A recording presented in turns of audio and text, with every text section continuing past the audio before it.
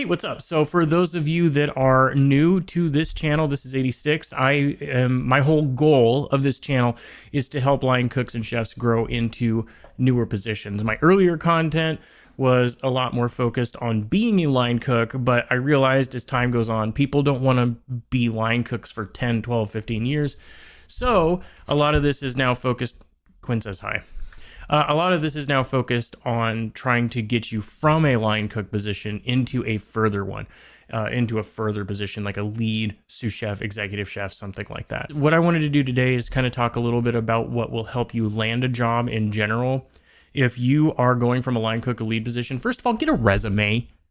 There is plenty of tutorials online, people that are way better than me, that can show you how to build a resume. Now, I can give you tips when it is specifically as it relates to resume for a leadership position in a kitchen, but there's people out there that give free information on what kinds of things to put in a resume when you are trying to land a job.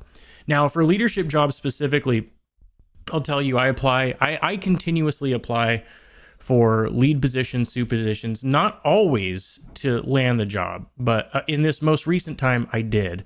But in the past, a few times what I'll do is I'll kind of get all the way through that process, because what worked 4 years ago may not work today. And it's really easy to get feedback from being a part of that process and actually engaging with it. So, like for example, years back, I would have said, one thing that you want to do when you're filling out applications is go into different establishments, get their applications, and, make a presence, make yourself known, talk to the people a little bit, stuff like that. Because then when they're looking at the applications, they will think about, oh, there was that one dude that was in there that was really nice. And this is this guy's application. And they'll be more likely to do the interview. However, that doesn't work anymore. That's an old person tip, because that's what old people used to do. Now everything's through LinkedIn, everything's through Indeed, Glassdoor, all of those different job search sites. You go into a place, you ask for an application, they're going to be like, actually, we're online. If you go here, blah, blah, blah. So that's just one example of like why I still try to apply for jobs to at least get an idea of what they want. I'll tell you right now, at least in the area that I'm currently in, is I applied for a sous chef position. I really want this position. I think it's going to be a really good step in the right direction. For those of you that don't know, I actually ran into, and this might have happened to other cooks out there. Let me know in the comments below if this happened to you. So I was actually in a lead position for catering. I did lead catering, and I was also the cook lead. So I'd kind of split my attention between working for higher ed for the students and also doing like the catering side of things. When COVID hit, it screwed me. So I was actually in a position where I was staring down a possible sous chef position before COVID. Then COVID hit, everything went to crap, right? Most of you guys know that. I apologize for the dogs in the background. They are absolutely losing it over a cat that's out there. The current place that I am at, I applied for this sous chef position, and the exec was telling me that most of the people that applied for the lead / sous didn't even have a resume. So getting a resume is going to put you light years ahead of everybody else. Now, another thing is, most of the time when you are staring down a lead or a sous chef role, cooking and food safety and stuff like that, they're going to assume that you have a working knowledge of all of that. We are beyond, I just need to make sure that you can cook, and we are now into, I need to make sure that you can lead. So a lot of the questions are going to be geared towards, tell me a time when you handled whatever various leadership issues in the kitchen.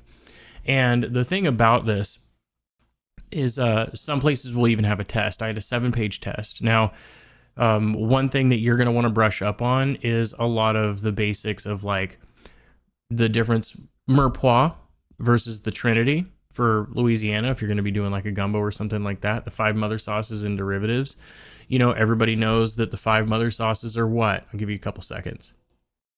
You got tomato, hollandaise, espagnole, velouté, bechamel. It's a 5 mother sauces. They also wanted me to give them a derivative. So béarnaise sauce or a supreme sauce or a mornay or a bolognese or a demi-glace. That's one derivative of each. So now you already have that. Just memorize that, and that'll be, you'll just have to mix and match and figure out which ones go where. But that shouldn't be too hard. Now, I did a 7-page test for the sous chef position, and that was just one of the questions. There was a lot on there. They also wanted to know what a banquet. I think it was like I think it was called like a banquet event order or something like that. I called it something different years ago, but it's basically the order that has like the event name, location, the type of food, and all of that kind of stuff. So if you have the knowledge base down of food and you have a resume, you're already ahead of everybody else. Also, this is the part where all the time, and I'm really sick of this in Facebook, of people saying that culinary school doesn't matter, because culinary school absolutely matters when you start getting into a leadership role. If there are 2 people that both have 10 years of experience and one of them went to culinary school, the one that went to culinary school is going to be more likely to get the job than the one that just has the 10 years of experience. Culinary school teaches you about hospitality law, about alcohol licensing, scheduling. It teaches you study different companies that are very successful. Like you might have to write a 3,000 word essay on Disney and how they operate and why they Four Seasons Hotel or other restaurants. They have you study profit loss statements. Like there's a lot of things they have you do in there that you wouldn't even think to do as a cook. Now, you can learn a lot of that. I'm not saying the pathway there without going to school is impossible. It's just easier if you have culinary school, even if it's just online school under your belt. You know, they see Escoffier on your resume or Le Cordon Bleu. Doesn't really matter if it's online, especially in this day and age with COVID. Or with COVID happening, a lot of people started doing online stuff, and it's been seen as a lot more acceptable now. Kind of like the way online dating went. Like at first, it was seen as kind of like tacky to date online, and now it's kind of like if you met somebody online, people are like, "That's cool. I mean, that's great that you did that." You know. It's not seen as like as big of a deal, you know what I'm saying? So some other tips that I can give you are to be prepared. And that sounds ridiculous. Like obviously you want to be prepared, but what do I mean by be prepared? Well, you're going to go work for a company. You should know things about that company. You should know things about the CEO of the company, or you should know things about, say, you know, the history of how that company came to be. You know, if you're going to go work at a restaurant that's been around for 70 years, you know, why is that restaurant there? What is their mission statement? What are their values? What kind of food do they serve? You know, what kinds of things do they deal with on a daily basis? Do some research about the place, so when you go in, you already have kind of like a working knowledge of the company. So all of these things that I've said so far are going to give you a leg up in a potential interview. There's a lot more to it than just, well, I can cook. I've been cooking 5 years. I can be a sous chef. Not everybody can go and be a sous chef or an executive chef right out the gate, or not even right out the gate, but just after 4 or 5 years. There's a reason why there's people that are in a cook position for 10, 15, 20 years. And it's nothing against them. I'm just saying, you know, there's a growth mindset. And then there's a mindset of like, I'm happy where I'm at. I like doing this. I love cooking. I'm having fun. I'm going to keep doing that.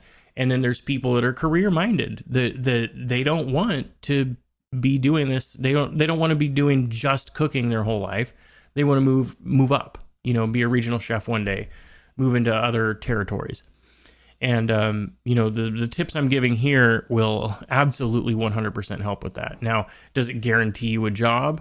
Obviously not. Anybody that says that it does, that runs a channel like that, where they are giving like tips and advice on jobs, if they guarantee you to land a job if you just do these 3 things or whatever, they're full of crap. You never know. There's plenty of people out there that could be better than you, that could have more experience, went to a better school for longer. You know, the accounts that they handled could be bigger. There's a lot of things that could happen. One of the things in dealing with this that's really frustrating for people is They want somebody, they want a leader, somebody to fill a sous chef, executive chef, lead role, but they want them to already have been in that position. But if you were already in that position, you know what I'm saying? Like, how do you get in that position if you need to be in that position to be in that position? You know what I'm saying? So you run into these weird situations where they want you to have experience as a sous chef, but you can't have experience as a sous chef if you can't get a job as a sous chef. So part of what I'm doing here is trying to show you like learning ordering, learning like what kind of conversations take place with vendors, scheduling, the behind the scenes stuff, the leadership side of things. If you can get more of that stuff down, you'll be more likely to go, you'll be more likely to go from that line cook kind of mode into being a lead or sous chef. So when you're doing your interview, usually towards the end of the interview, they're going to say, do you have any questions for me? Well, it's really important that you actually do come in with at least a couple questions. You can say like, one of my favorite ones is if you could snap your fingers right now and change something about the restaurant or the kitchen, what would you change about this? Like what would you fix if you could just snap your fingers and fix something? And that will help you gain insight into some of the problems that they may be facing. You can also ask why, because if they're hiring for a sous chef, something might have happened to the other sous chef. So you could ask what happened to the other sous chef. Maybe find a little bit of a more formal way of saying that. But that also give you an idea of maybe there's a red flag there, if maybe there was a reason why they left, you know what I'm saying? But it could also be that they moved or something simple like that. So you never know, but it's always worth asking. Another one is they typically will ask you something along the lines of, tell me about a time you made a mistake. Or what is your biggest weakness or your biggest flaw or something like that. In these instances, absolutely 100% stay away from the perfectionist thing. Okay, saying my biggest weakness is I'm a perfectionist is going to cause their eyes to roll into the back of their head so hard they will have to be surgically removed and replaced. Okay. We all know that is a bullshit ass answer. Do not give that answer. There's 1,000 other things you can say. Sometimes, for example, I get really ambitious when I am, I'm not going to say the ambitious part, but this is just between you and me. I get really ambitious when I'm working. So sometimes I might see something, a system or something like that seems like it's out of place or could be done more efficiently. And rather than going and saying, hey, these are some changes I think would be cool to make, I'll just change them. And those systems might be less efficient for a reason. Like doing it the way that I want to do it may cause more problems. I'm not necessarily, this isn't really a system, but like, for example, I see somebody only grilling 5 burgers on the grill. And I'm like, well, why are they only doing 5 at a time? That's like really inefficient, right? I'm just going to fill the whole grill up with burgers because that's way more efficient. I'll be able to get way more done. I did this all the time at this other place I work. It'll be a piece of cake, right? But you realize that the reason why they're doing so few burgers at a time is because the hood vents are weird and the hood vents can't keep up with the amount of smoke that's created by the burgers. And when you do an entire thing full of burgers, you could end up setting the smoke alarm off and it just causes a lot of problems and stuff like that. So that's why they wouldn't do it that way. But you in your mind thinking it's better, more efficient or whatever, those are the kind of mistakes that I would make. Now, as far as like, tell me about a time when you've literally made a mistake. I knew the timers were off on the bacon. So I thought Mr. Badass over here could just look at the clock and I could just put 8 pans of bacon in and I could see, okay, I put them in at X, we'll just say 4 o'clock. I don't know. Put them in at 4 o'clock. I'm going to take them out around 4:15 or check on them in 15 minutes. Put them in, see the clock. I go start screwing around with something else, right? Well, there's no timers, right? Unless I'm looking every 5 seconds at that clock, I'm not going to like remember that kind of stuff, especially if I'm multitasking and doing a bunch of things at once. Burnt the crap out of the bacon.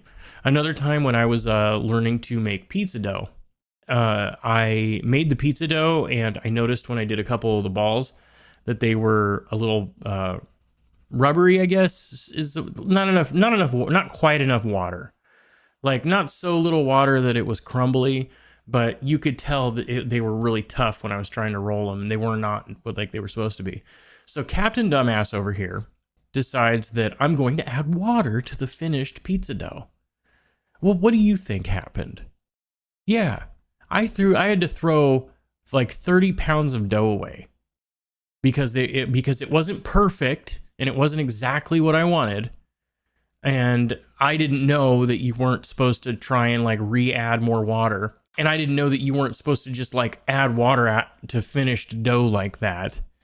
Obviously, this is a while ago, long time ago, but that's my point. It's like, it's a mistake I made. I learned from my mistake. And that's really what they're looking for. They want to know, like, if you have a weakness, what have you done to work on that weakness? If you've made a mistake, what lessons did you learn from that mistake? And they want to see that you have some level of humility. They don't want to hear like, I don't have a weakness. I've never done anything wrong. I work so hard. That's my biggest weakness. I just work so hard all the time. Don't do that, please. If there's any other tips that you have, put them in the comments below, and I would be happy to see them. I am going to try and work on a couple other videos at the time. Like I said, the burnout is real, but I do want to get more content out, and I'm still here. I'm still alive. I still exist. So keep that in mind. Watch the Surf Safe Manager playlist if you want to get a feel for any food safety related things. I tried to make them as entertaining as I can make, quat sanitizer. But anyways, you guys have an amazing day, and I'll see you on the next one. Peace.